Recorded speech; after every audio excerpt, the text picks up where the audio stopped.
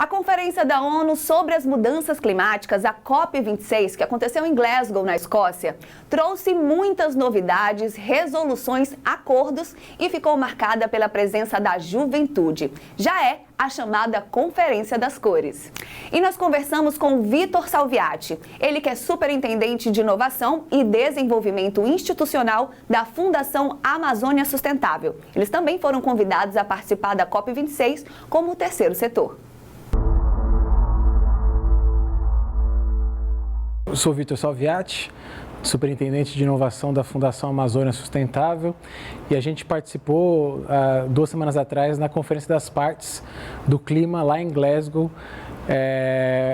com alguns eventos, um oficial e 2 extraoficiais, basicamente para levar não só as soluções que a gente tem aqui na Amazônia para o restante do mundo, mas também aprender com outras instituições da Amazônia e fora da Amazônia, o que a gente pode trazer para cá. Trabalhar com bioeconomia, com educação climática, com empoderamento para o clima, principalmente com jovens, indígenas, tradicionais e quilombolas. A gente teve aqui algumas pessoas que participaram da COP, mas na verdade não participaram da parte da construção, dos acordos. Vocês estiveram nesse lugar. Como é que foi? Sim, a negociação da COP ela foi bastante restrita por conta da Covid. A gente acompanhou bastante a discussão do tal do artigo 6, que versa sobre cooperação e financiamento. E aí eu trago, a nossa leitura são 3 aspectos muito importantes. O primeiro aspecto é que de fato a gente conseguiu construir o livro de regras para o Acordo de Paris. O que isso quer dizer? O Acordo de Paris ele traz diversas medidas para que o mundo chegue num equilíbrio climático menos pior, e em Glasgow agora saiu o livro de regras. O segundo ponto é da onde vai sair o financiamento. Muitos países trouxeram montantes de recursos astronômicos e a COP tentou organizar isso, não só da onde vai sair, mas quem vai monitorar. E o terceiro ponto, que não tem a ver com o artigo 6, mas é super relevante, a COP ela deliberou que nas próximas conferências, ligado diretamente à presidência da COP, exista 2 comitês, como se fossem comitês, de povos originários, que são indígenas, tradicionais, quilombolas, e também dos jovens. Então, do lado da conferência da COP, da presidência da COP, você vai ter 2 instâncias lideradas por jovens e povos originários que vão acompanhar e participar ativamente das decisões. Isso é super novo, né? É a primeira vez que isso acontece, não só por conta da pressão social, que essa COP foi bastante colorida, não só do movimento dos povos originários, novamente, indígenas, tradicionais e quilombolas, mas também dos jovens. Essa foi minha 12ª COP, no total foram 26, e essa de longe foi mais colorida. Eu participei de 2 eventos, assistindo um evento sobre crise climática e feminismo, e outro evento sobre racismo climático, ou seja, o impacto das mudanças do clima, elas são mais fortes para esses povos e grupos vulneráveis, como LGBTQI+, mulheres e povos originários. Legal. Agora eu queria saber da tua percepção quanto à juventude, Também tivemos a primeira vez uma delegação gigantesca, jovens, indígenas, e todo esse movimento. Sendo você também jovem, cringe, mas jovem, como é que foi olhar para esse novo panorama dessa construção compartilhada e ver tanta resistência e tanta luta lá?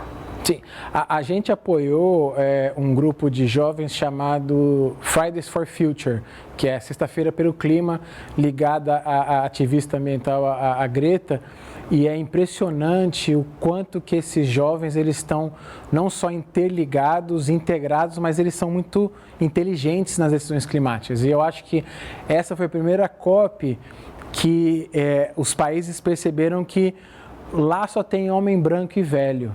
Então, no final das contas, eu vou passar, essas pessoas que estão lá decidindo vão passar mais rápido ainda, porque elas são mais experientes, mais velhas, e o mundo depois de 2050 vai ser governado mal ou bem por esses jovens que estão hoje aqui, sendo treinados,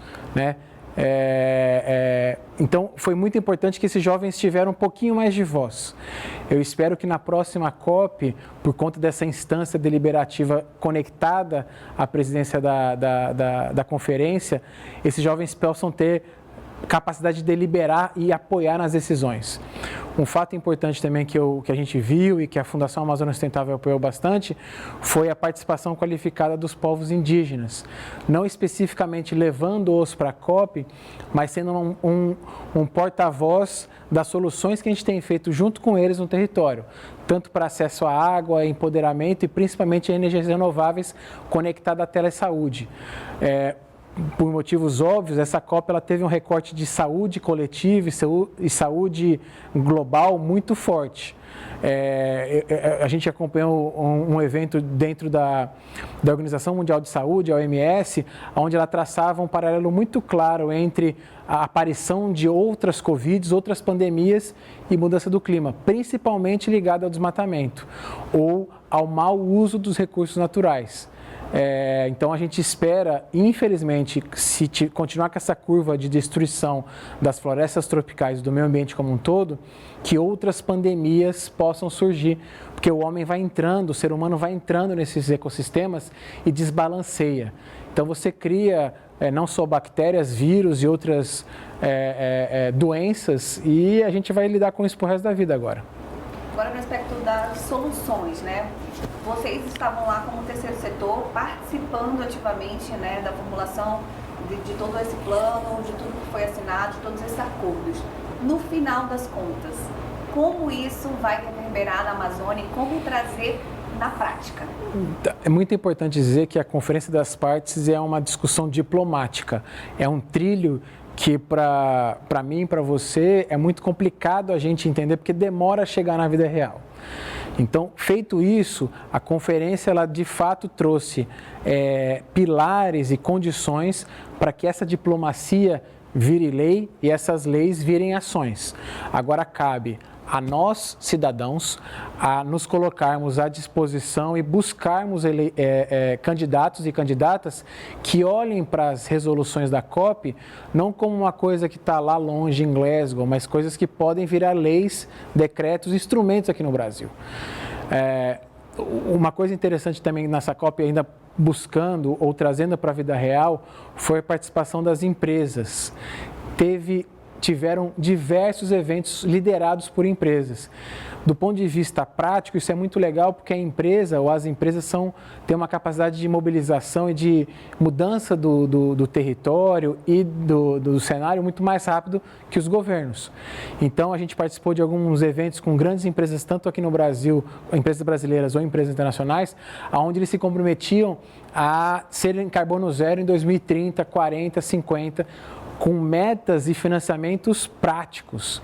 Então a gente pode esperar, nós como os consumidores, quando a gente for comprar nossa carne, comprar nosso carro e até, quando possível, voltarmos a encher o tanque de gasolina, a gente entender que essas atividades elas podem ser não só reduzida a pegada de carbono delas, mas aquilo que a gente consegue reduzir, compensar com projetos sustentáveis como a conservação da Amazônia, a proteção da floresta, coisa que nós da Fundação a gente tem feito desde 2008.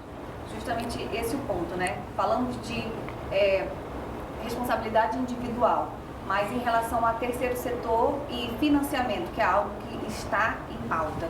Como é que a gente traz isso para a Amazônia? Como é que a gente vai trazer, garantir que isso seja implementado? O que a gente já está fazendo nesse aspecto?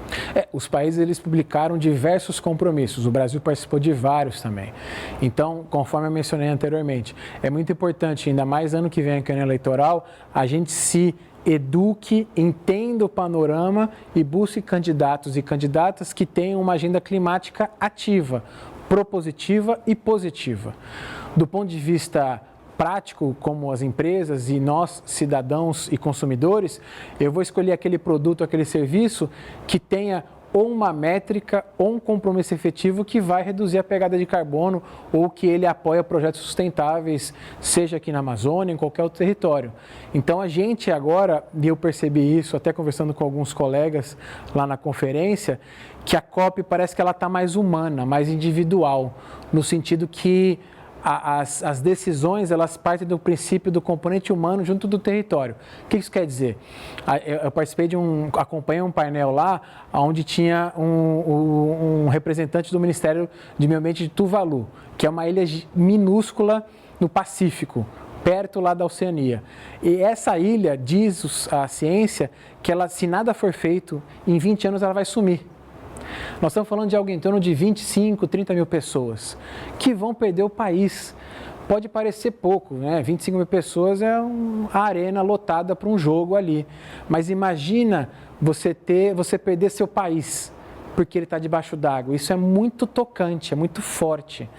Então, eu acho que os países mais ricos, né, e os outros países mais importantes, como o Brasil, que tem um papel fundamental nesse balanço climático, a gente começou a perceber que tem vidas em jogo. Tem o urso polar, tem a geleira que derrete, tem alguma coisa que está acontecendo, mas a gente começou a ver que isso tem impacto direto nas nossas vidas. E o mais importante, que é o componente do jovem nisso. A média das pessoas que a gente tem apoiado lá do Fridays for Future, esse movimento, é de 17, 18 anos de idade. Essas pessoas, como eu disse anteriormente, elas vão ser líderes empresariais, políticas do terceiro setor daqui 30 anos. Daqui 30 anos o mundo vai estar muito diferente. E pelo que a ciência mostra, vai estar pior. Então a gente tem que fazer o máximo possível como cidadão, como gestor, como eu sou gestor de uma organização, vocês são gestores aqui de uma empresa, e como eleitores, para que a gente consiga de fato implementar, trazer essas negociações que são boas para a nossa vida real, basicamente. Agora, para a gente finalizar, queria que você pontuasse 3 pontos principais em relação ao que foi decidido ou que está ao alcance de vocês enquanto terceiro setor. Eu acho que o primeiro ponto é a entrada oficial e formal das instâncias jovem e povos originários dentro da COP. Isso por mais que pareça muito blá blá blá, é um poder de negociação, de participação extremamente rico. E eu tenho certeza que tanto os jovens quanto os povos originários vão aproveitar isso muito bem. O segundo ponto, a gente conseguiu ver na COP o papel da sociedade civil, não somente a organizada, mas as empresas, quem não era governo, com um papel muito ativo e propositivo para fazer a mudança. E o terceiro ponto é que os países, grande parte dos países, entenderam que, de fato, as mudanças do clima, elas não afetam o planeta. O planeta tem bilhões de anos, a gente já passou por 6 extinções que dizimaram 99% da vida desse planeta. A mudança do clima, ela é um fator humano. A minha vida vai mudar, a sua vida vai mudar, a vida de todo mundo vai mudar. O que a gente tem que fazer é minimizar os impactos negativos, da minha e da sua, de todos. Tem uma frase muito importante, um ditado que fala: enquanto todo mundo não estiver seguro, ninguém está. Se eu não conseguir fazer alguma coisa para os meus colegas de Tuvalu, que podem perder o território em 20 anos, não estiverem seguros, seja em Tuvalu ou seja em outro território, eu não estou seguro, eu não posso me sentir seguro, porque a gente está num único planeta. Como o Papa diz, a gente está numa única casa comum. É isso, obrigada. Eu queria que você deixasse uma mensagem para todo mundo que está nos assistindo aqui, especialmente da região norte, né, aqui na Amazônia, de uma pessoa que esteve lá, participou e está trazendo essa mensagem.